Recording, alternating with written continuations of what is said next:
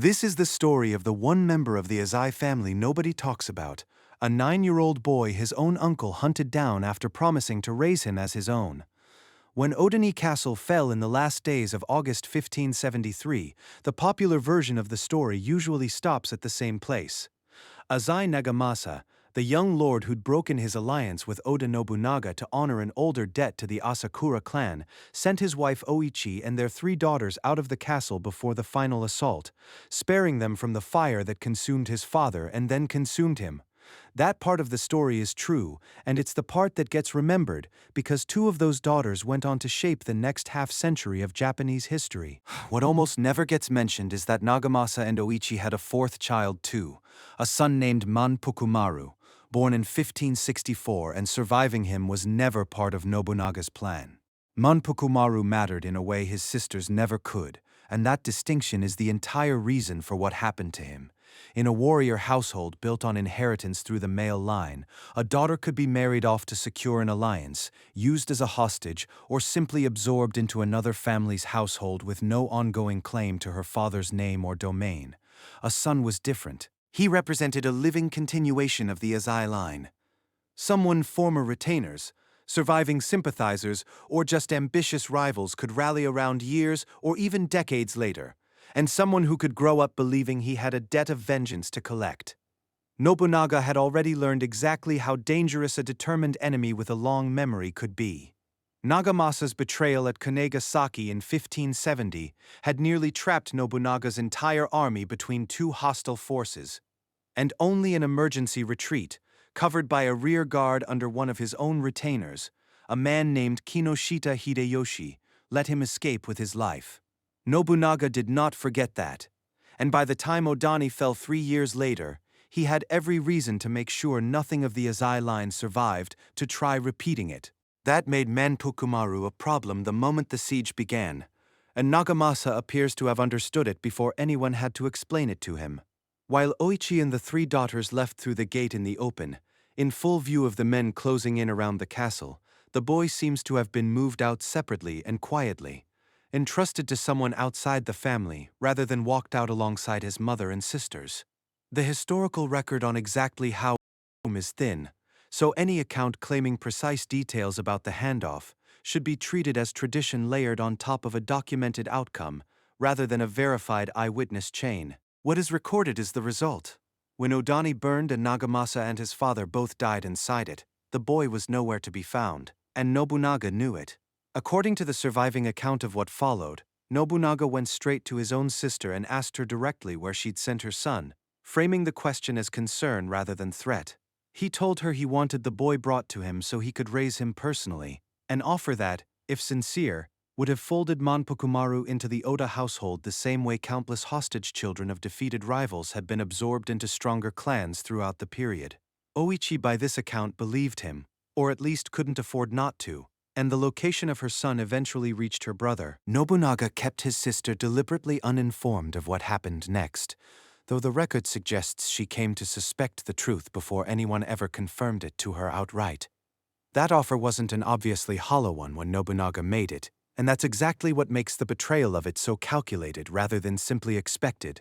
Raising a defeated rival's child as a hostage, instead of killing him outright, was a real and frequently honored practice in this period, not a polite fiction nobody actually followed. Nobunaga's own father, Oda Nobuhide, had done precisely that a generation earlier, with a boy who would grow up to be Tokugawa Ieyasu, abducting him at around age 5 and holding him for 3 years specifically to pressure his father's loyalty, rather than simply killing him on the spot.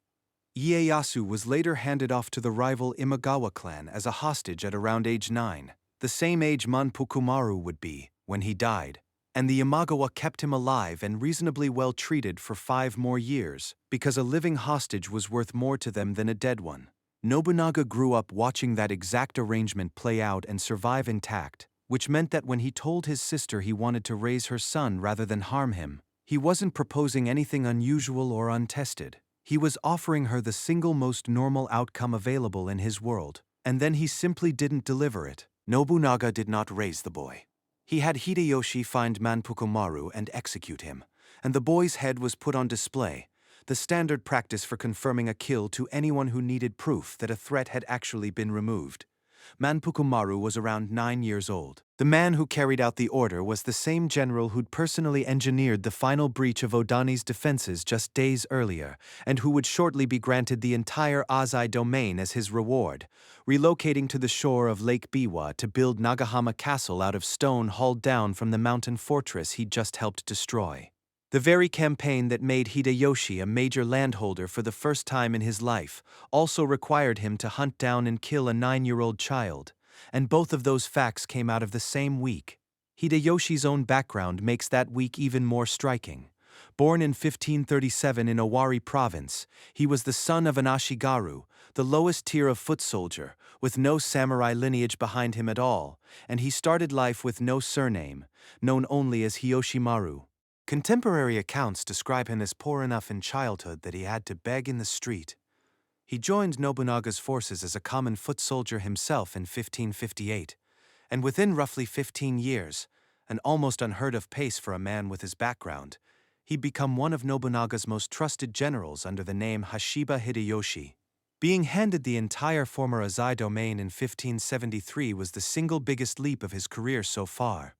The moment a beggar's son became a feudal lord in his own right. Nobunaga didn't hand a job like hunting down and killing a defeated rival's hidden heir to just anyone. He gave it to the man he was about to elevate the most, in the same campaign, as if the two assignments were simply two halves of the same reward. Displaying a defeated enemy's head wasn't some improvised cruelty invented for this particular case. It was a routine, almost bureaucratic part of how Sengoku-period warfare confirmed its own outcomes. After a battle, the heads of significant enemies were presented to the victorious lord as proof of a kill, a practical necessity in an age with no other reliable way to confirm a specific named person was actually dead, rather than merely missing or hiding. For a high-value target, like the male heir of a defeated rival house, that confirmation mattered enormously, since the entire point of killing him was to close off any future claim. A body that might or might not be his accomplished nothing.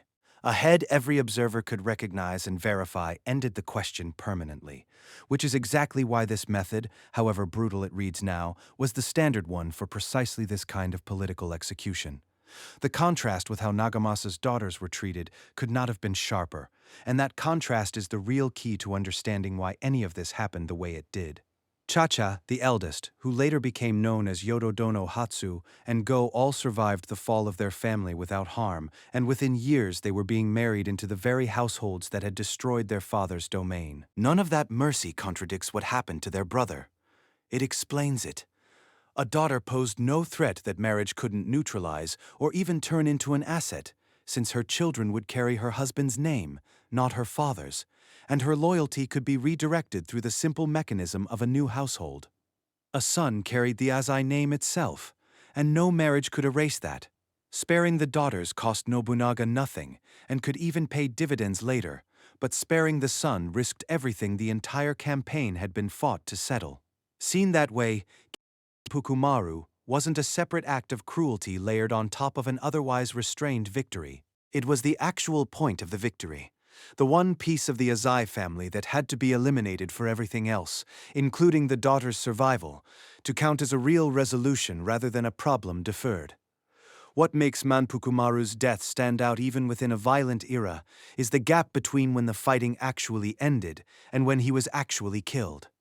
Most heirs of defeated Sengoku clans died inside the same battle that destroyed their family, alongside their fathers rather than afterward. When Nobunaga finally crushed the Takeda clan 9 years later in 1582, the designated heir, a 15-year-old named Takeda Nobukatsu, died fighting at the Battle of Tenmokusan in the same chaos that killed his father, an ending brutal in its own right but at least one that came in the middle of combat rather than after it.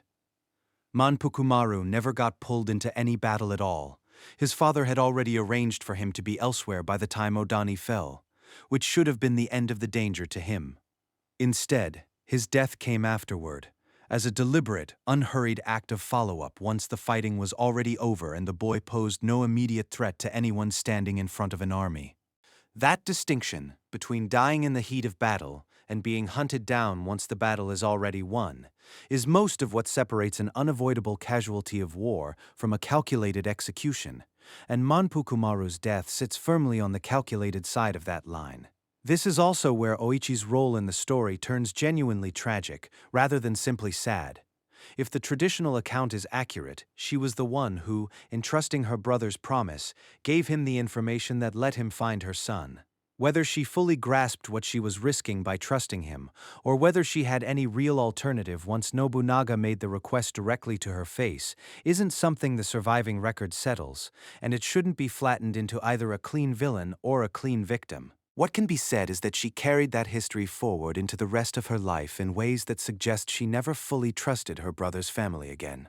9 years later, after Nobunaga was assassinated and the Oda clan split into rival factions, Oichi remarried one of Nobunaga's own generals, Shibata Katsuie, largely to secure his loyalty to the right faction. When Katsuie was defeated the following year, at the Battle of Shizugatake, by the very same Hideyoshi who'd executed her son a decade earlier, Hideyoshi offered to spare her life again. She refused, choosing to die inside Katsuie's burning castle rather than accept survival on Hideyoshi's terms for a second time. Whatever she did or didn't understand about her own role in Manpukumaru's death, by the end of her life she wasn't willing to owe that man anything ever again. What happened to the 3 daughters afterward shows just how thoroughly they were treated as reusable political assets rather than people whose lives belonged to them, a sharp contrast to the single, final, irreversible solution applied to their brother. Yodo-dono, born in 1569, eventually became the consort of Hideyoshi himself and bore him 2 sons, though only one, Hideyori, survived into adulthood to inherit his name. Ohatsu, born the following year, was married off to the daimyo Kyogoku Takatsugu and ended up outliving both of her sisters by nearly 2 decades, dying in 1633. The youngest, Go, born in 1573 in the same year her father's castle fell, had the busiest political life of any of them, married off 3 separate times across 12 years, first to Saji Kazunari in 1583, then to Hideyoshi's own nephew Toyotomi Hidekatsu in 1591, and finally to the future shogun Tokugawa Hidetada in 1595, a marriage that produced 2 sons and 5 daughters and tied the Azai bloodline directly into the family that would rule Japan for the next 2.5 centuries. 3 daughters, 3 different households absorbing them, and not one of those marriages required anyone to ask whether a daughter posed a lasting threat the way a son automatically did. The final irony of the whole episode is one that even Nobunaga and Hideyoshi couldn't have planned for, and it's the same irony that already closes out the broader story of Odani Castle's fall. The entire purpose of killing Manpukumaru was to make absolutely certain no Azai bloodline would ever sit at the center of power again. It didn't work, just not in the direction anyone expected. Yodo-dono, the daughter Hideyoshi let live, eventually gave him Hideyori, the only son who carried his name into the next generation. Go, married for the 3rd time into the Tokugawa family, became the mother of Tokugawa Ieyasu, who'd go on to rule Japan as its 3rd shogun. The Azai line Hideyoshi had been ordered to erase from existence in 1573 ended up running directly through his own household and into the family that would govern the entire country after him. He killed the son to close the door. The daughters walked the same bloodline through 2 different ruling households less than a generation later. None of this makes Manpukumaru's death any less of a calculated act, and it shouldn't be read as some kind of cosmic justice that softens what actually happened to him. He was a child who had no part in his father's decision to side with the Asakura, no role in the alliance that nearly cost Nobunaga his life at Kanagasaki, and no say in being hidden away while his mother and sisters walked out into the open. He was killed for what he represented, not for anything he'd done, which is precisely the kind of political logic Sengoku-period warfare ran on constantly, and which popular retellings of this era tend to leave out whenever the surviving women's stories are dramatic enough to carry the narrative on their own. One sister became the mother of the man who would have inherited Japan's most powerful house, and another became the mother of a shogun. Their brother became a head on a stake at around 9 years old. And the reason his story rarely gets told alongside theirs is the same reason it happened to him in the first place. He was the one piece of his family the men in charge needed gone, as far as the historical record is concerned, is exactly what he became. It's worth being honest about what kind of record that actually is. The core facts here are solid and well attested. Manpukumaru existed. He was Nagamasa and Oichi's only son, and he died around the time Odani fell, never resurfacing in any later record the way his sisters did for decades afterward. The more specific details, Nobunaga's exact wording to his sister, the precise manner of the boy's discovery, and how much Oichi herself ever pieced together, come down through tradition rather than a contemporary eyewitness account, and the surviving sources on this particular branch of the story are thinner and more contested than the ones covering his sister's very public later lives. That gap in the record isn't an accident.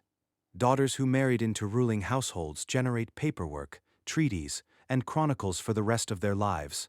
A 9-year-old boy killed quietly to remove a future problem generates almost none, and that asymmetry in the historical record is itself part of the story this video is trying to tell.